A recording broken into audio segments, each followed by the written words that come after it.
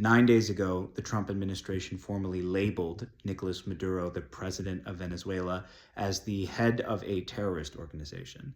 This legal labeling is something that many analysts and journalists are pointing out might be part of a broader strategy to legitimize more violence against Maduro's regime.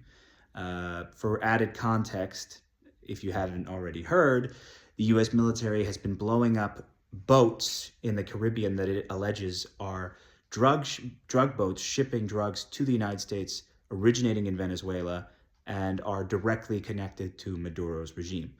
The evidence for these claims has not been substantiated as far as I'm aware.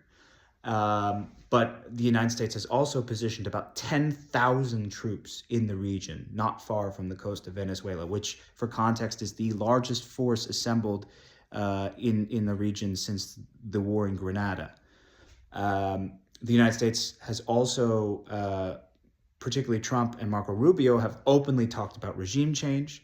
The United States has raised the bounty on Maduro's head to $50 million last time I checked. It might be more now. Trump has openly said that intelligence agents are operating in Venezuela as we speak. And Maduro alleges that mercenaries hired by the United States tried to stage a false flag incident. Now, this would be justification for an all-out war between the United States and Venezuela, or at least increased intervention, strikes, subterfuge, sabotage, whatever.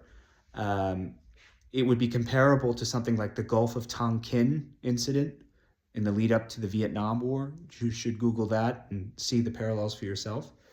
But either way, I think it's interesting that this comes at a time when there's currently a MAGA civil war happening in the United States over issues like support for Israel, the failing economy, and the Epstein files. Rand Paul, I'm not a Republican and I don't support Rand Paul, but Rand Paul has come out and said that further intervention in Venezuela will deepen the divides in the MAGA camp, because a lot of Republicans, from Rand Paul's perspective, support Trump because they saw him as an anti-war president, as a deal maker, as a peace builder. And now he seems to be on the cusp of starting a new war. Well, all I can say is I think Rand Paul is right.